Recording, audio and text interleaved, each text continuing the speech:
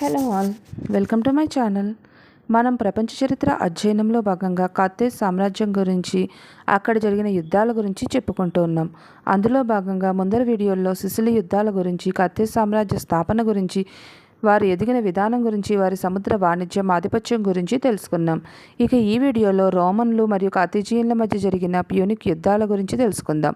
అందులో భాగంగా మొదట ప్యూనిక్ యుద్ధం గురించి కారణాలు, ఫలితాలు తెలుసుకునే ప్రయత్నం చేద్దాం. ఈ వీడియో మొదలుపెట్టే ముందు నేను మిమ్మల్ని కోరేది ఒకటే, నా వీడియోని లైక్ చేసి మీ ఫ్రెండ్స్ అండ్ ఫ్యామిలీ మెంబర్స్ అందరికీ షేర్ చేయండి. అలాగే నా ఛానల్ని సబ్స్క్రైబ్ చేయండి.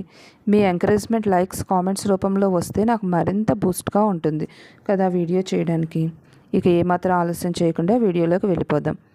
కార్తేజ్ సముద్ర వాణిజ్యంలో మంచి నైపుణ్యం సంపాదించిన తరువాత సముద్రంపై ఆధిపత్యం చెలాయించడం మొదలుపెట్టింది. 264 BCE నాటికి పశ్చిమ మధ్యధరా సముద్ర ప్రాంతంలో రోమ్ కూడా భూమి మీద ఒక పెద్ద సామ్రాజ్య శక్తిగా విస్తరించింది. ఈ రెండు సామ్రాజ్యాలు మొదట చాలా స్నేహంగా ఉండేవి. వారి స్నేహాన్ని 509 BCE, 348 BCE, 279 BCEలో వాణిజ్య ఒప్పందాల ద్వారా చాటి చెప్పారు. అయితే 279 BCE తరువాత కార్తేజియన్లు సముద్రంపై ఆధిపత్యం చెలాయిస్తున్నప్పటికీ వారి జలాల్లో రోమన్ల ఓడలు దొంగిలించబడ్డాయి. అదేవిధంగా కార్తేజియన్లకు ఉన్నటువంటి నౌకాబలం రోమన్లకు లేనందువల్ల వారికి సముద్ర వాణిజ్యం నిషేధించబడింది. ఇదే కాకుండా 264 BCలో మెస్సానా మరియు సిరాక్యూస్ మధ్య జరిగిన యుద్ధంలో కార్తేజియన్లు జోక్యం చేసుకున్నారు. అందువలన రోమన్లు కూడా యుద్ధంలో దిగవలసి వచ్చింది. మెస్సానా మరియు సిరాక్యూస్ సంఘర్షణ గురించి ముందర వీడియోలో చర్చించుకున్నాము. ఒక్కసారి వాటిని కూడా పరిశీలించవలసింది. ఈ యుద్ధంలో కార్తేజియన్లు పాక్షికంగా ఓడిపోయి కోర్సికాను కోల్పోయారు. అయినా రోమన్లు సిసిలీపై పూర్తి పట్టు సాధించలేకపోయారు. ఇలా రోమన్లు కార్తేజియన్ల మధ్య ప్రారంభమైన సంఘర్షణ 264 BCEలో మొదటి ప్యూనిక్ యుద్ధానికి దారితీసింది. ఈ యుద్ధం ప్రారంభమయ్యే నాటికి రెండు రాజ్యాల యొక్క బలాబలాలు ఒక్కసారి మనం పరిశీలిస్తే, కార్తేజ్ పశ్చిమ మధ్యధరా సముద్రంపై ఆధిపత్యం చెలాయిస్తూ ఉంటే, రోమన్లు ఇటాలియన్ ద్వీపకల్పం మీద ఆధిపత్యం చెలాయిస్తూ భూభాగ యుద్ధంలో తిరుగులేని శక్తిగా ఉన్నారు. కానీ సముద్ర యుద్ధ నైపుణ్యం కానీ, హామిల్కర్ బార్కే అంతటి శక్తివంతమైన కమాండర్ కానీ లేని కారణంగా వారు ఎంతగా పోరాడినా 249 BCలో డెప్రానా వద్ద రోమన్లు ఓడిపోయారు. ఫలితంగా రోమన్లు సముద్ర యుద్ధంపై మరింతగా దృష్టి పెట్టి నైపుణ్యం సంపాదించి 241 BCలో కార్తేజియన్లను ఓడించారు. ఈ యుద్ధాన్ని మనం 3 భాగాలుగా విభజించవచ్చు. మొదట రోమన్ల ఓటమి, వారి నౌకాదళ విస్తరణ జరిగి ఆఫ్రికా ఖండంలో సముద్ర తీరాన్ని స్థాపించడం జరిగింది. ఇక రెండవ భాగంలో 255 BCలో కార్తేజియన్లు రోమన్లను ఓడించారు. తరువాత మూడవ భాగంలో అనగా 254 BCలో తిరిగి ప్రారంభమైన యుద్ధం 241 BCలో కార్తేజియన్ల ఓటమి మరియు లొంగుబాటుతో ముగిసింది. ఈ యుద్ధ సమయంలో రోమన్ల దగ్గర 200 యుద్ధ నౌకలు ఉన్నాయి. ఈ యుద్ధంలో జరిగిన ఒప్పందం ప్రకారం కార్తేజ్ లిపారీ దీవులని రోమన్లకు నష్టపరిహారంగా చెల్లించారు. అయితే ఈ యుద్ధ ఫలితంగా కార్తేజియన్లు బాగా నష్టపోయారు. నిర్లక్ష్య వైఖరిని అలవాటు చేసుకున్నారు. హామిల్కర్ యుద్ధ నౌకల తయారీని పూర్తిగా నిర్లక్ష్యం చేసి వాటి తయారీ కోసం సైనికులపై ఆధారపడడం మొదలుపెట్టాడు.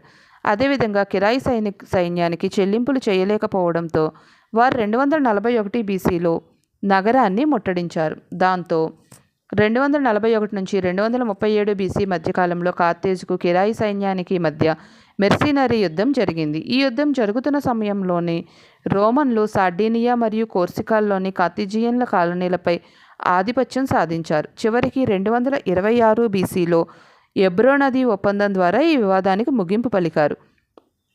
ఈ ఒప్పందం ప్రకారం రోమన్లు ఎబ్రో నదికి ఉత్తరాన స్పానిష్ భూభాగాన్ని, కార్తేజియన్లు నదికి దక్షిణ భాగాన్ని నిర్వహిస్తారు. ఎవరూ ఇంకొకరి సామ్రాజ్యంలోకి రాకూడదు. మరి ఇలాంటి ఒక శాంతి ఒప్పందం జరిగిన మరలా రెండవ ప్యూనిక్ యుద్ధం, మూడవ ప్యూనిక్ యుద్ధం ఎలా జరిగాయండి? వాటి గురించి మనం నెక్స్ట్ వీడియోస్లో చర్చించుకుందాం. ఇదండి ఈ వీడియో. ఈ వీడియో మీకు నచ్చిందా? నచ్చినట్టయితే మీ ఫ్రెండ్స్ అండ్ ఫ్యామిలీ మెంబర్స్కి తప్పకుండా షేర్ చేయండి. నా ఛానల్ సబ్స్క్రైబ్ చేయండి.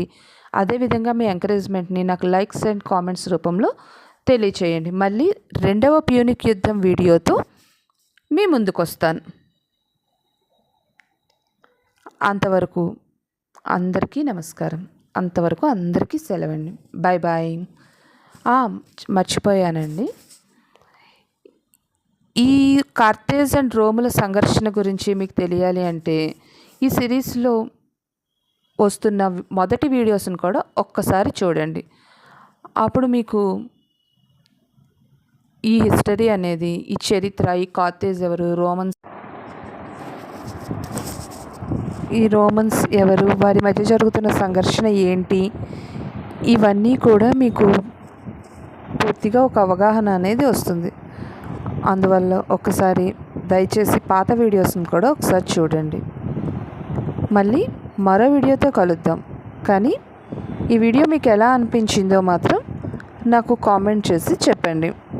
అదేవిధంగా వీడియోని చూసిన వెంటనే మీకు నచ్చినట్టయితే ఒక లైక్ చేయండి. మీ ఫ్రెండ్స్ అండ్ ఫ్యామిలీ మెంబర్స్కి షేర్ చేయండి. తప్పకుండా నా ఛానల్ని సబ్స్క్రైబ్ చేసుకోండి. Thank you all.